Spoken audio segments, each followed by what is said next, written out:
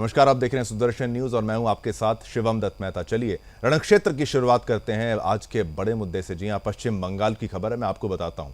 चुनावों का दौर हो और पश्चिम बंगाल से कोई असंवैधानिक मामला सामने ना आए, आखिर ऐसा कैसे हो सकता है? तो हर बार की तरह इस बार भी आगामी लोकसभा चुनावों को देखते हुए राज्य की तृणमूल सरकार ने एक बार फिर असंवैधानिक बयानों की राजनीति शुरू कर दी है, जिसमें आज उत्तरी दिनाजपुर के चोपड़ा से विधायक जो हैं हमीदुल रहमान का नाम सामने आया है, जो बंगाल के वोटरों को धमकाने में ममता बनर्जी से भी एक कदम आगे नजर आ रहे हैं। उत्तर दिनाजपुर जिले के माझियाली गांव में एक सार्वजनिक बैठक के दौरान हमीदुल रहमान ने लोगों से कहा कि केंद्रीय अर्धसैनिक बल सिर्फ 26 तारीख तक बंगाल में रहेंगे, उसके बाद तो उन्हें तृणमूल कांग्रेस के साथ ही रहना होगा। रहमान ने जनता को धमकाते हुए आगे कहा कि अपना वोट बर्बाद करने की या कोई हरकत करने की हिम्मत मत करना। केंद्रीय बल 26 तारीख को चली जाएगी और आप लोग हमारे बलों के साथ ही रह जाएंगे। उस समय फिर जो होगा उसकी शिकायत मत करना, क्योंकि वो तुम्हारी अपनी किस्मत होगी, तुम्हारी गलती होगी।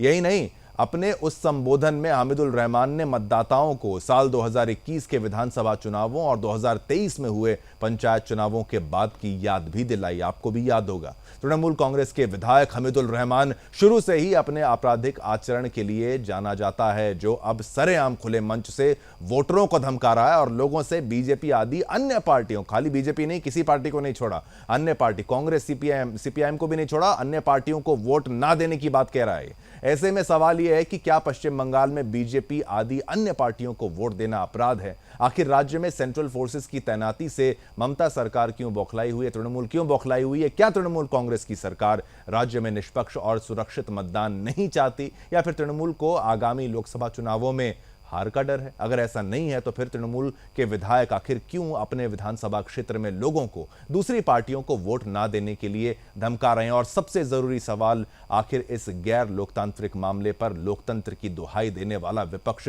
चुप क्यों है? इसी पर चर्चा करेंगे। हमारे साथ पैनल में एक्सपर्ट्स भी जुड़ेंगे, मेहमानों का स्वागत किया जाएगा, लेकिन उससे पहले हमारी स्पेशल रिपोर्ट देखिए और मामले की गंभीरता को समझिए।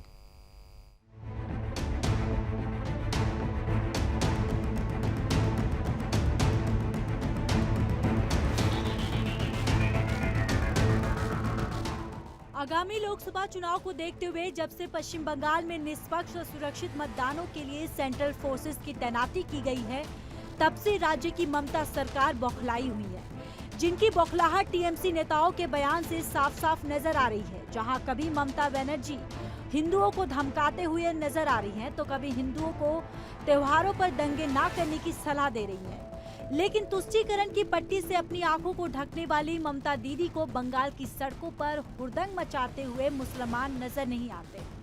हालांकि सूबे की मुखिया ममता बनर्जी का मुस्लिम प्रेम तो जग जाहिर है, लेकिन इसी कड़ी में उनकी पार्टी के मंत्री और उत्तरी दिनाजपुर के चोपड़ा से विधायक हमीदुल रहमान का नाम सामने आया है, जो बंगाल के वोटरों को धमकाने में ममता बनर्जी से भी एक कदम आगे नजर आए। उत्तर दिनाजपुर जिले के माझियाली गांव में एक सार्वजनिक बैठक के दौरान हमीदुल रहमान ने लोगों से कहा कि केंद्रीय अर्धसैनिक बल सिर्फ 26 तारीख तक बंगाल में रहेगा, उसके बाद से तो उन्हें टीएमसी के साथ ही रहना होगा। रहमान ने जनता को धमकाते हुए आगे कहा, अपना वोट बर्बाद करने की या कोई हरकत करने की हिम्मत मत करना। केंद्रीय बल 26 तारीख को चला जाएगा और आप लोग हमारे बलों के साथ ही रह जाएंगे। उस समय फिर जो होगा उसकी शिकायत मत करना, क्योंकि वो तुम्हारी अपनी किस्मत होगी। আমরা সত্যি কথা বলছি, বিজেপি যদি কোনো কাজ করে থাকে দেখান, আমরা সব বিজেপিতে যাব। কংগ্রেস যদি কোনো উন্নয়নের কাজ করে দেখাইছে দেখান, আমরা সহ যাব। সিপিএম যদি করে দেখাইছে আমরা যাব সিপিএম। নইলে আমরা বলছি, অনুরোধ করে আহ্বান করে মূল্যবান ভোটগুলো নষ্ট করবেন না, বাদরামি করবেন না। 26 তারিখে সেন্ট্রাল বাহিনী চলে যাবে, তারপরে আমাদের এই সেন্ট্রাল বাহিনীরা থাকবে, তখন অভিযোগ করবেন না যে আমার কি হলো, আমার এটা হলো।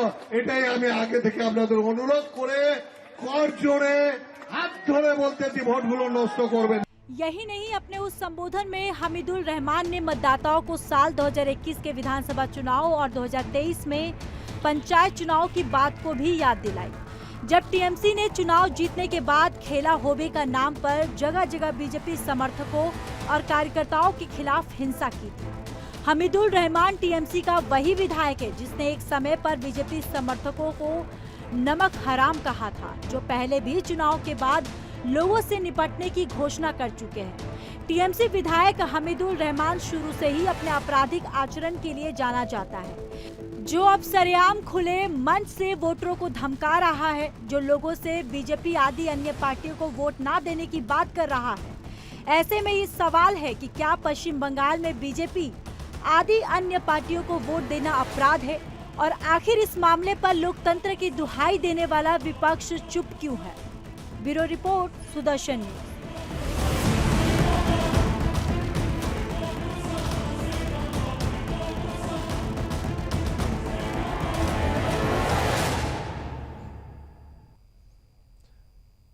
तो चलिए चर्चा को आगे बढ़ाते हैं, लेकिन जरा सोचिए कि उस वहां पर खड़ी हुई जनता जो इस संबोधन को सुन रही होगी, उसका क्या हश्र हुआ होगा कि भाई जब एक वरिष्ठ नेता की तरफ से, एक एमएलए की तरफ से ये कहा जा रहा है कि भाई 26 को तो ये सेंट्रल फोर्सेस चली जाएंगी, उसके बाद आप हमें मत कहिएगा और जिम्मेदारी हमारी नहीं। तमाम आरोप यहां पर जिस तरीके से डराना धमकाना ना कहा जाए तो क्या कहा जाए, पुलिस हमारी, ये तमाम बातें, क्या यही राजनीति है? क्या यही राजनीति का स्तर रहने वाला है? मैं चाहूंगा हमारे तमाम पैनलिस्ट कुछ ही पलों में आपके टीवी स्क्रीन पर वो भी आए और चर्चा को आगे बढ़ाया जाए, क्योंकि अगर चुनाव है, चाहे जनता किसी को भी वोट करे, पर जनता तो देश की जनता है ना। उसकी सिक्योरिटी, उसकी सुरक्षा का दायित्व राज्य की मुख्यमंत्री का भी है, देश का भी है, सेंट्रल गवर्नमेंट का भी है, सभी का दायित्व है, पुलिस का तो है ही इस वक्त। आप और देखिए, मैं स्वागत करता हूं जो तमाम पैनलिस्ट हमारे साथ इस वक्त जुड़ चुके हैं। अश्विनी साहब जी, आपका धन्यवाद, आप यहां पर आए। तृणमूल कांग्रेस के नेता हमारे साथ हैं, वो यहां पर हमारे साथ जुड़ेंगे, उनका मैं धन्यवाद करता हूं। संदीप कुमार जायसवाल, कांग्रेस के प्रवक्ता, वो हमारे साथ हैं, आपका धन्यवाद, आपने समय निकाला, आप यहां पर आए। शशि अग्निहोत्री जी, भाजपा की प्रवक्ता वो हैं, आपका बहुत बहुत धन्यवाद, आप यहां पर आए। अरविंद जैन जी, पूर्व डीजीपी, आपका भी बहुत बहुत धन्यवाद, आप यहां पर आए। और संगीता झा, हमारी ब्यूरो चीफ बंगाल की। संगीता झा, क्योंकि शुरुआत आपसे ही करनी चाहिए मुझे कि ये खबर जो है ये एक हद तक डरा देने वाली है कि भाई इस तरीके से एक नेता आता है, और ये तो देखिए मीडिया रिपोर्ट्स में सामने आ गया। ऐसा कितना कुछ होता होगा बंगाल में जिसको छुपाया जाता होगा या दबाया जाता होगा, तो आम जनता का होगा तो होगा क्या। उसके बाद जो फिर अगर कोई हिंसा भड़क जाती है तो उसकी जिम्मेदारी में फिर पल्ला ही झाड़ा जाएगा कि भाई फला फला पार्टी ने ये कहा, उसने ये कहा, ये हमारी जिम्मेदारी नहीं है, अभी तो हमने ओथ नहीं ली है, तमाम चीजें कही जाती हैं। तो इस दौरान क्या, पूरा विस्तार से समझाइए, मामला क्या था? हमने देखा कि किस तरह से शुवेंदु अधिकारी ने अपने एक्स हैंडल से एक वीडियो शेयर किया, जिसके बाद ये वीडियो सोशल मीडिया में लगातार वायरल हो रहा है। जिस वीडियो में टीएमसी नेता ये कहते हुए नजर आ रहे हैं कि अभी 26 तारीख तक तो आपके केंद्रीय दल रहेंगे, केंद्रीय पुलिस के जो दल है वो रहेंगे, लेकिन इसके बाद जब चुनाव खत्म हो जाएगा तब यही फोर्स रहेगी, यही यानी कि यही टीएमसी रहेगी।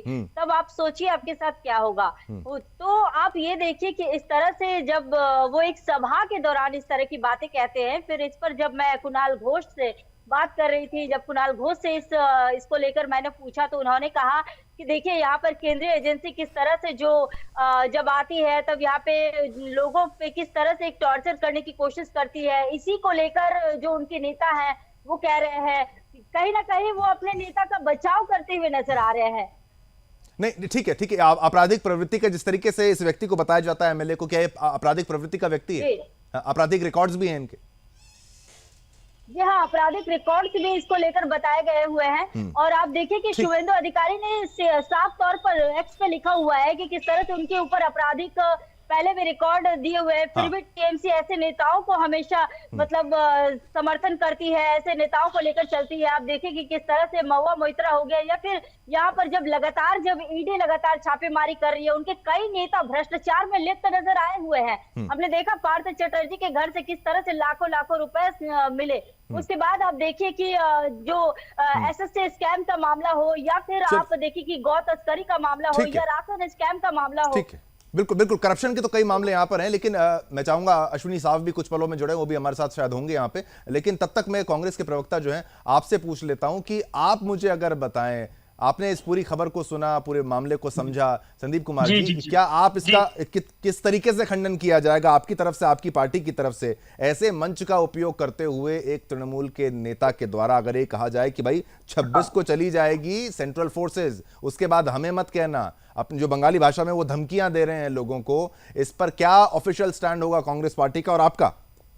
देखिए, ये बड़ा दुखद घटना है। इस तरह की भाषा को कांग्रेस किसी भी मायने में किसी भी लेवल पर सपोर्ट नहीं करती है और हम इसका खंडन करते हैं, इसलिए कि ये बहुत ही ओछी हरकत है। एक गैर जिम्मेदाराना बयान है टीएमसी के नेता की तरफ से जी। लेकिन बड़े दुख की बात है, कल यही नेता अगर भाजपा ज्वाइन कर लेगा तो भाजपा के वॉशिंग पाउडर के मुताबिक उनके वॉशिंग मशीन में धुलकर ये बीजेपी में फिर से शामिल हो सकता है। संदीप जी, बहुत जल्दी आपने ये बोल दिया कि भाई अगर ये कल को ज्वाइन कर लेता है। नहीं, आप नारायण राणे नहीं आप कुलदीप सिंह सेंगर के ठीक है, लेकिन पर आप इस पर तो अपना स्टैंड क्लियर करिए कि भाई आपने बोला कि बहुत दुखद है, बुरा लगा, लेकिन क्या आपकी पार्टी की तरफ से कोई ऑफिशियल एक्शन भी लिया जाएगा? कोई लीगल कोर्स या कुछ ऐसा कोई तो कदम उठाया जाए आपकी पार्टी की तरफ से? क्योंकि मैं कह रहा हूं ना, संदीप जी, मेरी छोटी सी बात यह है कि वो उन्होंने कांग्रेस के वोटर्स को भी तो धमकाया है, सीपीआईएम के वोटर्स को भी धमकाया है। ये कांग्रेस और बीजेपी के वोटर की बात नहीं है, भारत के संवैधानिक वोटरों को धमकाने की बात है। इसके हम पूरी तरह से खंडन करते हैं और विरोध भी जताते हैं। ऐसे लोगों को संग एनआईए इनके ऊपर मामला दर्ज करे, देश का इलेक्शन कमीशन इन पर संज्ञान ले और ऐसे लोगों को इलेक्शन तक कम से कम जेल में रखा जाए ताकि इनकी जो हेकड़ी है वो निकले। इनको अनुब्रत मंडल से सीख लेना चाहिए था। इनको पार्टी के बड़े बड़े नेता जो अभी जेल में चक्की पीसिंग चल रही है इनकी, उससे इनको सीख लेनी चाहिए थी, लेकिन उसके बावजूद मुंह से बड़ी ठीक है, बिल्कुल ये इस तरीके से बोल देना और अभी भी शिक्षा मिलने की जरूरत है। ठीक है, लेकिन अब मैं ये कहता हूं कि इसमें भाजपा की क्या गलती है? लेकिन आप भाजपा को यहाँ पर ये कह रहे थे, वॉशिंग पाउडर वाला जिक्र कर रहे थे। मैं बता रहा हूँ, शुभेंदु अधिकारी जो अभी ट्वीट कर रहे हैं एक्स हैंडल से, ये शुभेंदु अधिकारी शारदा के कांड में लिप्त हैं। ये शुभेंदु अधिकारी नारदा में गमछा में रुपया लेते हुए पकड़े जाते हैं, लेकिन जब ये भाजपा में जाते हैं तो ये धोआ तुलसी पता हो जाते हैं। बड़ा मुश्किल की बात है। ये बंगाल के साथ आज की डेट में एक बहुत बड़ा मजाक है। बंगालियों के सम्मान की अस्मिता की बात उठती है कि आज बंगाल इतना बदनाम क्यों हो रहा है। ठीक है, ऐसे नेता जो नहीं, मैं एक विपक्ष की ये दलील जो है, जब तक पार्टी का नेता अपने पास रहे तब तक वो ठीक है, लेकिन उसके अंदर दाग भी थे, उसके अंदर ऊपर तमाम करप्शन के अगर चार्ज आप कह सकते हैं कि साबित हो ना हो, जब तक हो जाए, लेकिन जब तक वो साथ है अपनी पार्टी में है तब तक उसको ये नहीं कहा जाता, छोड़ देता है तो उसको वॉशिंग पाउडर भाजपा को बोल दिया जाता है। चर्चा को आगे बढ़ाएंगे, एक छोटा सा ब्रेक लेंगे, कहीं में जाएगा, महत्वपूर्ण चर्चा है।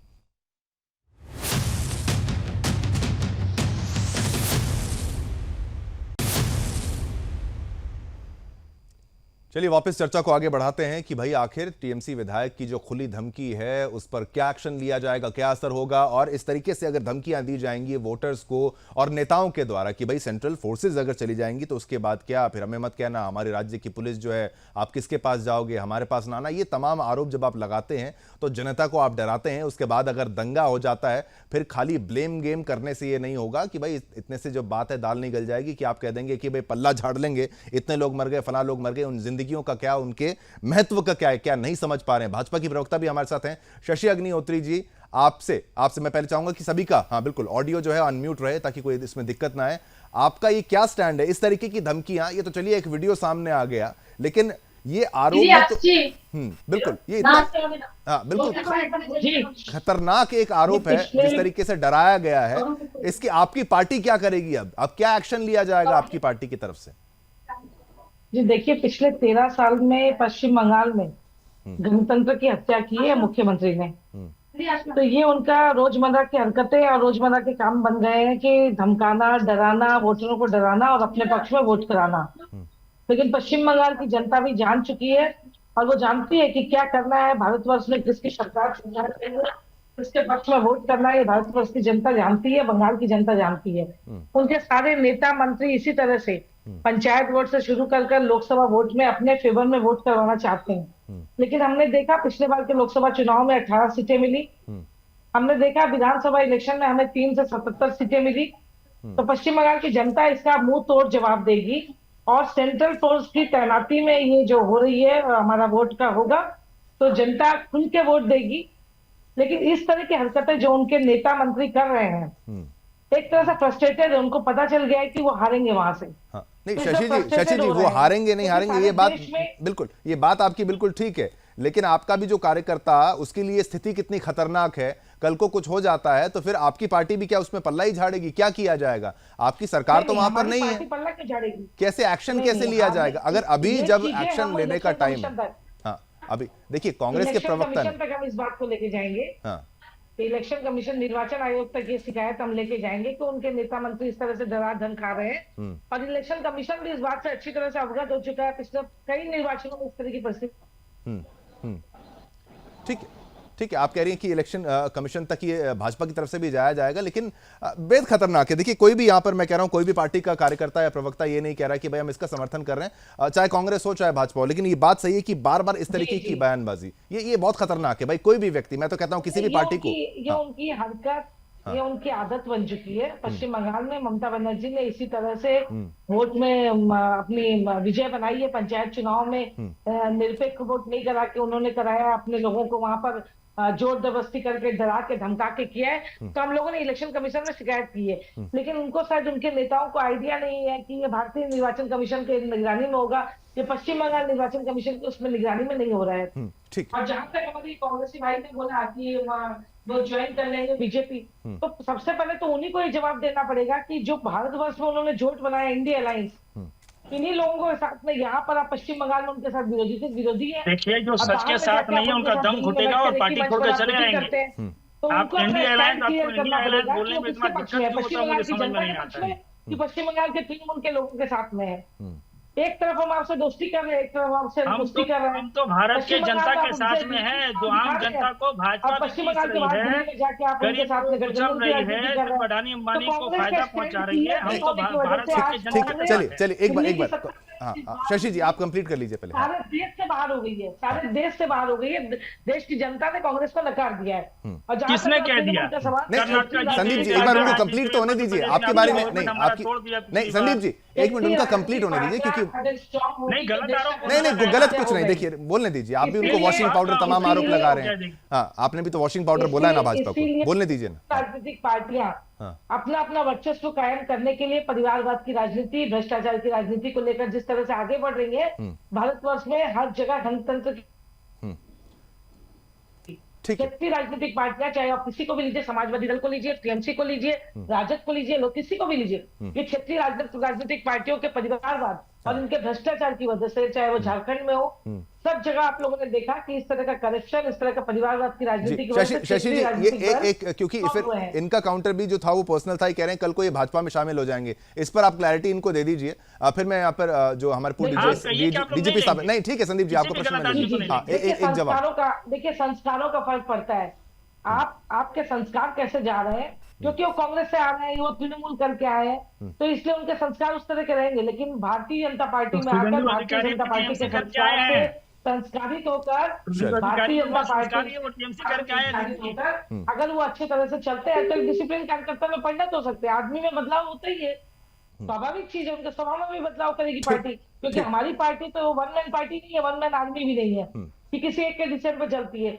हमारी पार्टी यहाँ पर श्रृंखला से चलती है। हमारी पार्टी दल का सिद्धांत होता है, व्यक्ति का सिद्धांत नहीं होता है। ममता बनर्जी ने जिस तरह से अकेले खड़े होकर मंच से डिक्लेयर कर दिया कैंडिडेट को, आपने भारतीय जनता पार्टी को देखा होगा किस तरह से डिक्लेयर किया है। बिल्कुल अलग अलग किस्तों में उन्होंने अपने प्रार्थियों को डिक्लेयर किया, पार्लियामेंट्री बोर्ड की मीटिंग हुई है। तो दल और व्यक्ति में फर्क होता है। ठीक है, चलिए, ये आपके तमाम आरोपों के भी देखिए, आप संदीप जी जवाब दे दिए, लेकिन अब मैं ये भी समझ लेता हूं, जो हमारे साथ जो अरविंद जैन जी हैं, पूर्व डीजीपी हैं, उनसे मैं अगर ये प्रश्न पूछूं। अरविंद जी, आप ये बताइए कि इस तरीके की जब धमकी दी जाती है और जो आरोप लगा दिए जाते हैं सेंट्रल फोर्सेस पर, भाई सेंट्रल फोर्सेस पर इस तरीके के आरोप क्यों लगाए जाते हैं कि भाई वो भी जो लड़का है, जो जवान है, जो बच्चा है, वो भी आता है, वो कोई बंगाल से होगा, कोई बिहार से होगा, कोई हरियाणा से होगा, पंजाब से होगा, है तो वो भी अपने ही, उनसे इतना यहाँ पर घृणा दिखाना और कहना कि भाई ये सेंट्रल की फोर्स है तो भाई इसमें सेंट्रल गवर्नमेंट का रोल है। भाई वो क्या वहां पर क्या मेहम करने आए हैं, कोई बदमाशी करने आए, तो सुरक्षा के लिए आए हैं। अब ये क्या धमकी दे दी गई एक एमएलए के द्वारा कि भाई ये 26 के बाद चले जाएंगे, फिर देख लेना। ये क्या पुलिस का इस तरीके से इस्तेमाल किया जा सकता है, किया जाता है? आपके मुख से मैं सुनना चाहता हूं।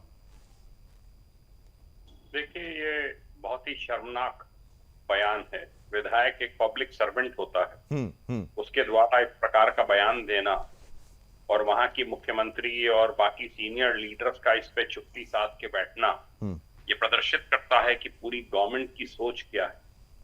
इलेक्शन कमीशन को इसका संज्ञान लेना चाहिए, इनके ऊपर केस दर्ज कराना चाहिए, क्योंकि वेस्ट बंगाल की पुलिस तो केस दर्ज करने से रही। वो तो ये सब बदतमीजियां, ये सब जो गैर कानूनी हरकतें हो रही हैं, इनको रोज देख रही है। और जो बात इन्होंने कही वो सही है कि पंचायत चुनाव के बाद, विधानसभा चुनाव के बाद किस प्रकार की हिंसा वहां पे हुई, किस प्रकार महिलाओं के साथ बर्बरता की गई, फूका गया घरों को। आपने देखा कि high court, ED, supreme court ने क्या संज्ञान लिया है। संदेश खाली में सब जो वहां पे गैर कानूनी काम हुए हैं, जो जमीनों पे कब्जे हुए हैं, बलात्कार हुए हैं, उन सब की तफ्तीश जो है वो सीबीआई को सौंपी गई है।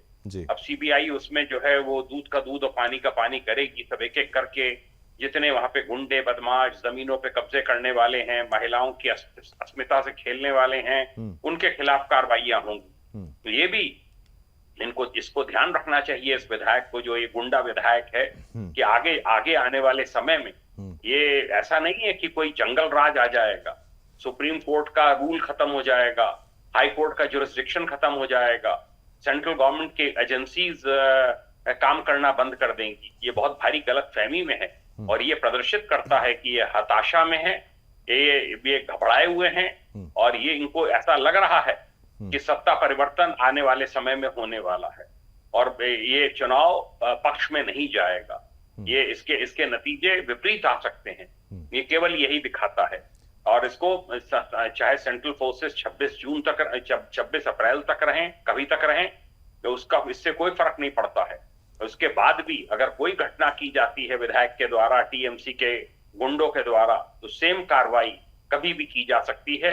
हाई कोर्ट का दरवाजा खटखटाया जा सकता है, क्योंकि वेस्ट बंगाल पुलिस से अपेक्षा करना कि वो इसमें कोई विधि सम्मत कार्रवाई करेंगे, वो मुझे मुश्किल लगता है। पर क्या मजबूरियां रहती हैं अरविंद जी, क्या मजबूरियां रहती हैं, वो भी तो आप हमारे दर्शकों को समझा पाएं, ताकि जनता जो है। मजबूरी तो बड़ी साफ बात है। जो पार्टी, रूलिंग पार्टी होती है, जो ऐसी व्यवस्था बन गई है कि वो, देखिए, पुलिस इंडिपेंडेंट नहीं है हमारे कंट्री में। जिस तरह से जुडिशरी इंडिपेंडेंट है, उस तरीके से हमारे यहाँ पुलिस इंडिपेंडेंट नहीं है। और पुलिस के जैसे विदेशों में है, यूके में है, यूके का जो वहां का कोई भी पुलिस ऑफिसर प्राइम मिनिस्टर को सम्मन भेज देता है कि आप जो है ये इसमें अपना रिप्लाई सबमिट कीजिए। ये यहाँ पे व्यवस्था नहीं है। ये अगर हो तो ये कानून व्यवस्था की जिस प्रकार से धज्जियां उड़ रही हैं, ये ना हो। अरविंद जी, आपकी बात से ना एक महत्वपूर्ण बात मैं समझ में पा रहा हूं। क्या एक पुलिस रिफॉर्म की आवश्यकता है अरविंद जैन जी, कि भाई ये नहीं, कोई रिफॉर्म की आवश्यकता ही नहीं है। 5 जजेस की सुप्रीम कोर्ट की बेंच ने प्रकाश सिंह केस में क्लियर कट ऑर्डर कर रखा है। कमीशन बनेगा, वो ट्रांसफर पोस्टिंग्स करेगा, एक सेट टेन्योर होगा, 3 साल तक कोई आदमी एक स्थान पे रहेगा और बगैर किसी कारण के आप उसको वहां से नहीं हटा सकते हैं। अभी आप ये व्यवस्था कर दीजिए। पर है क्या कि हर राजनीतिक दल में कहना चाहूंगा, हर राजनीतिक दल की ये मंशा रहती है कि पुलिस हमारे चंगुल में रहे और पुलिस हमारे निर्देशों के अनुसार कार्य करे, पुलिस स्वतंत्रता से काम न करे। स्वतंत्रता होनी चाहिए, तभी जो है लॉ एंड ऑर्डर मेंटेन हो पाएगा। फिर भी मेरा ये मानना है कि जो इन्होंने बयान दिया है ये पूर्णतः गैर कानूनी है।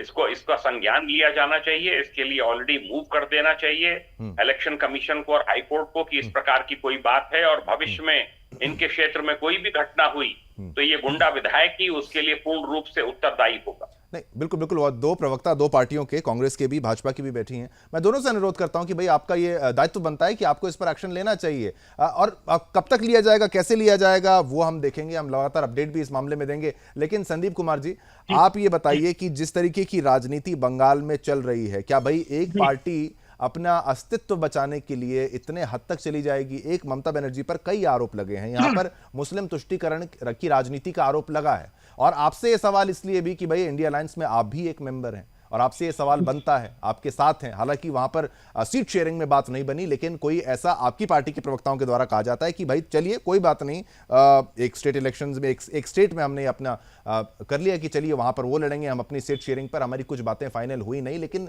मतभेद उतने ज्यादा नहीं है। अगर मैं सही हूं कि भाई मतभेद उतने ज्यादा नहीं है, तो आप नहीं, या मतभेद की बात है, देखिए मतभेद तो हमारा किसी के साथ नहीं है और मन का भी भेद होना नहीं चाहिए राजनीति में। मतभेद तो शायद चल जाए, हमारा कोई मैसेज हो सकता है उन तक न पहुंच रही हो, या हमारी बातें उनको समझ में न आती हो, या अलायंस में सीट शेयरिंग में कुछ बातें उन तक ठीक नहीं पहुंची। लेकिन जहां पे जो गलतियां हैं उस गलतियों को मानने में कोई गुरेज नहीं करनी चाहिए। मैं टीएमसी सुप्रीमो ममता बनर्जी जी से निवेदन करूंगा कि आपकी पार्टी में इस तरह के भाषा के इस्तेमाल करने वाले कोई भी सांसद हो, विधायक हो या कोई बड़े नेता पद के हो, उनको आप संग संग सस्पेंड कर दे। क्यों? आज देखिए आपकी पार्टी पावर में है, कल हो सकता है पावरलेस हो जाए। आप सत्ता में है, कल विपक्ष में जा सकती हैं, लेकिन आपकी छवि ऐसी रहनी चाहिए कि आपने अपने पार्टी के वर्करों को, नेताओं को कभी भी बढ़ाने का काम नहीं किया, उनको बढ़ोतरी नहीं दी, उनको लापरवाही करने पर उनको डांट फटकार लगाया, उनके ऊपर संज्ञान लिया। क्योंकि आप एक महिला नेत्री हैं, आपने बहुत जुझारू तरीके से बहुत लंबे समय से लड़ाई लड़ी है और देश में आपका एक नाम है। लेकिन being a chief minister of West Bengal एक इतना बड़ा स्टेट है, ये आपकी जिम्मेवारी बनती है कि अपने वर्करों पर, पार्टी नेताओं पर लगाम तो लगानी पड़ेगी और ये बहुत महत्वपूर्ण है और आपकी बात को मैं समझ रहा हूं, लेकिन ये इतनी क्लैरिटी क्या धरातल पर हो पाएगी? उतनी बात मानी जाएगी, नहीं मानी जाएगी? छोटे से ब्रेक के लिए मुझे बोला जा रहा है, चर्चा बहुत महत्वपूर्ण है, रोचक है, बने रहिएगा। छोटा सा ब्रेक, जल्द वापस आएंगे।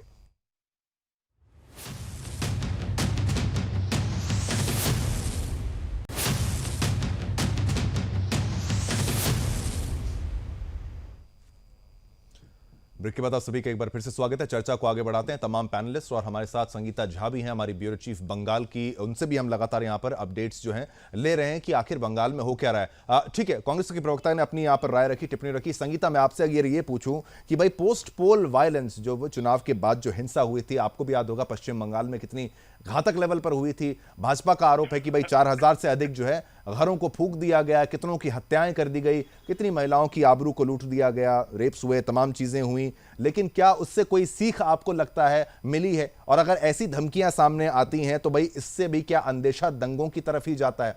क्योंकि ममता बनर्जी जब आती हैं स्टेज पे, वो कहती हैं कि भाई रामनवमी आने वाला है, 17 तारीख को अगर ये है तो 19 को चुनाव है, तो भाई इसमें दंगा मैं नहीं करने दूंगी। भाई राम से जोड़कर, रामनवमी को जोड़कर दंगा बना देना और रामनवमी पर बार बार दंगे होना और उसी के साथ साथ ये तमाम आरोप करना और पोस्ट पोल वायलेंस होना, सब कुछ बंगाल में ही क्यों हो रहा है? कुछ बदलेगा क्या? संगीता जी, मैं आपको बता दूं शिवम कि हमने देखा था 2021 का विधानसभा चुनाव जब हुआ था, उसके बाद लगातार राज्य के कई कोनों से हमें इस तरह के हिंसा की तस्वीर सामने आ रही थी। बीजेपी जो कह रही है उससे अगर हट के भी मैं बात करूं तो आपको बता दूं कि नॉर्थ 24 परगना हो या दक्षिण 24 परगना, दोनों जगह हमने देखा था कि कई लोग वहां पर, जैसे कि बीजेपी के कार्यकर्ता तो कई लोग मारे गए थे, लेकिन आम लोग भी इससे कहीं ना कहीं प्रभावित हुए थे। और साथ ही हमने विधाननगर में भी देखा था किस तरह से एक बंदे को, जो कि मतलब वहां पर जिसे कि मार दिया गया, पीट कर मारा गया, जो कि कुत्ते के बच्चों को खिलाता था, वो भी हमने देखा था। उसके बाद आप देखिए कि अगर अभी किसी भी टीएमसी के नेता से ये पूछा जाए कि आपके राज्य में इस तरह की जो हिंसा है वो लगातार क्यों हो रही है, क्यों आपके शासनकाल में ये चीज अभी तक नहीं बदला, तो वो कहेंगे क्या मणिपुर से ज्यादा हिंसा कहीं आप देख सकते हैं? मणिपुर से ज्यादा कि आपको कहीं दिखेगा? मणिपुर और उत्तर प्रदेश, और उस वक्त उन्हें जम्मू कश्मीर और दूसरे राज्य याद आ जाते हैं। लेकिन वहीं अगर पश्चिम बंगाल में आप देखें, विधानसभा चुनाव हो, पंचायत का चुनाव हो, नगर पालिका का चुनाव हो, आप हर चुनाव में हिंसा हर जगह देखेंगे। और ये हिंसा सिर्फ मतलब आम लोगों तक नहीं, ये हिंसा हर किसी को झेलनी पड़ती है। यहाँ तक कि मीडिया के लोगों पर भी हमले किए जाते हैं। आप देखिए कि किस तरह से कल जब नमाज अदा की जा रही थी, उस वक्त जब मुख्यमंत्री सभा को संबोधित कर रही थी, उन्होंने साफ कहा कि हम दंगाइयों को बर्दाश्त है, आपको शांत रहना है, आपको जो दंगा करने आए उस टाइम आपको नहीं कुछ बोलना है। ये दंगाई कहकर वो किसे संबोधित करना चाह रही है? ये भी कहीं ना कहीं एक सवाल उठा रही है बीजेपी की, दंगाई क्यों कहा जा रहा है और किसे कहा जा रहा है? और ये क्या बोलते हैं, रामनवमी से ही आपको क्यों परेशानी है? आप इफ्तार पार्टी में जा रही हैं, आप इफ्तार करा रही हैं, नमाज पढ़ रहे हैं लोग चारों तरफ, सब शांति बहाल रह रही है, चारों तरफ पुलिस चाक चौबंद रहती है, पूरी तरह से प्रशासन सख्त होकर सारे चीजें की जा रही हैं दूसरे समुदाय के लिए। लेकिन वहीं हिंदू जब किसी प्रकार का कोई कार्यक्रम करना चाहता है तो उसी दौरान हिंदुओं को क्यों रोक टोक की जाती है? उसने के देश में आखिर उन्हीं को क्यों परेशानी हो रही है? ये सवाल बीजेपी भी खड़ी करती है और साथ ही बंगाल के हिंदू संगठन के लोग भी इस सवाल को खड़ी करते हैं। बिल्कुल ठीक है। आप कुछ कहना चाह रहे थे? संदीप, आप कुछ कहना चाह रहे, कोई पॉइंट ऐड करना चाहते हैं? मैं जो कहना चाह रहा हूँ कि देखिए, मैं टीएमसी का प्रवक्ता नहीं हूँ, लेकिन बंगाल के एक नागरिक के नाते मेरा एक सवाल उठता है, ये जो बार बार हिंदू रहता है इलेक्शन के पीरियड में, ये किसी चैनल के जरिए हो, किसी प्रवक्ता के जरिए आप हो, हिंदू बहुत मुस्लिम खराब कह रहे है। हैं, हिंदू मुस्लिम जो हो रहा है। हाँ बिल्कुल, नैरेटिव सेट किया जा रहा है। मैंने उनके आपके अभी रिपोर्टर की बातें जो मैं सुन रहा था, एक जगह मुझे इस पर गुंजाइश है, इस पर अंकुश है कि जो बातें ये बता रही हैं, ये भूल जाती है कि पश्चिम बंगाल में, भारतवर्ष में सबसे ज्यादा दुर्गा पूजा पश्चिम बंगाल में होता है, और जिसके ऊपर पश्चिम बंगाल की सरकार पूरी तरह से मदद करती है। पश्चिम बंगाल में और छठ पूजा होता है, कभी कोई दंगा नहीं होता है। जितने बाकी हिंदुओं की पूजा होती है, कभी कोई दंगा नहीं होता है। और जो दंगाई पार्टी की बात है, दंगाइयों का कोई ना धर्म होता है ना कोई पार्टी होती है, चाहे वो हिंदू के तरफ से हो या मुसलमान के तरफ से हो। और मैं तो बंगाल सरकार से एक ही आपकी बात बिल्कुल ठीक है। आप हिंदू मुस्लिम कह रहे हैं कि भाई नहीं होना चाहिए, उनकी संगीता के संगीता ने एक रिपोर्ट बताई, उसने आपको जमीनी हकीकत बताई, और वो भी मैं आपको बताऊं कि भाई राम का मुद्दा नहीं, ये भी हकीकत है। राम का जब हमको भी पता है जमीनी हकीकत क्या है, जमीनी हकीकत नहीं, मैं आपको ये बोलता हूं कि जब ममता बनर्जी स्टेज पे आएंगी और बोलेंगे कि भाई आपको वो मुसलमानों के साथ वहां पर खड़ी रहेंगी, वो परिधान भी उस तरीके का पहनेंगी और संबोधन करेंगे कि भाई आज जो दंगाई आएंगे आपको नहीं ठीक है। देखिए दुर्गा पूजा तो बहुत पहले से है ना, उसका केवल तृणमूल कांग्रेस और इन सब चीजों से नहीं है, लेकिन जो राम को बिल्कुल आप देखिए ना, आप एक बिल्कुल दिक्कत ये हो गई राम को जो भाजपा से जोड़ा जा रहा है, रामनवमी को जो भाजपा से केवल वही तो करा जा रहा है। आप क्या देखिए, रामनवमी से ही तो चिढ़ है कि भाई जय श्री राम के नारे लगा दिए जाएं तो आपत्ति हो जाती है। दूसरी बात संदीप जी, नहीं बिल्कुल नहीं, ये सत्य है। देखिए बंगाल में जो हो रहा है वो बंगाल की प्रवक्ता बोलेंगी, मेरे मुंह से क्या है, पर मैं वो कहूं भाई ममता बनर्जी, आप देखिए धर्म की राजनीति संदीप जी, मजहब की राजनीति, अगर ममता बनर्जी नहीं, बस एक शशि जी आप पर आ रहा हूं, ममता बनर्जी अल्लाह की कसम खाती हैं, आपने देखा स्टेज पर अल्लाह की कसम खाती हैं, फिर वो तुष्टीकरण की राजनीति नहीं है। उन्होंने कहा अल्लाह की कसम अगर आप भाजपा को वोट दें, ठीक है, वो भी है। बीजेपी को नहीं पढ़ना चाहिए। अब आपका जवाब नहीं, शशि का जवाब लेते हैं। आपने आरोप लगाया, शशि जी का जवाब तुरंत क्विक कमेंट। किसी को नहीं मिलना चाहिए। शशि जी क्विकली बोलिए थोड़ा सा। संदीप वो बोलती है कि 19 तारीख को वोट है, 17 को रामनवमी है और मुझे कोई तरह की अशांति नहीं चाहिए। एक तरह से यहाँ की जनता को वो प्रोवोक कर रही है कि यहाँ पर आप दंगा करिए रामनवमी के नाम पर। यहाँ की जनता, पश्चिम बंगाल की जनता है, ईद और रामनवमी सब एक साथ मिलकर मनाती है कि शांतिपूर्ण वातावरण को कलेश के रूप में परिवर्तन करना चाहती है। और बिल्कुल तमाम मुद्दे हैं, समय का अभाव है, लेकिन देखिए कांग्रेस को भी अगर मैं कहूं कि भाई पर्सनल लॉ का जो मैनिफेस्टो में भी जिक्र हुआ है, वो तमाम चीजें, हर पार्टी को घेरा जा सकता है धर्म की राजनीति के आधार पर, बिल्कुल है, सब कुछ है, बहुसंख्यकवाद और बिल्कुल अल्पसंख्यकवाद, आपके मैनिफेस्टो में ये सब चीजें हैं, पर्सनल लॉज तक का जिक्र है। बहुत बहुत धन्यवाद करना चाहूंगा सभी को, और समय का अभाव है। अश्विनी साहब हमारे साथ थे, संदीप कुमार थे हमारे साथ, उनका धन्यवाद।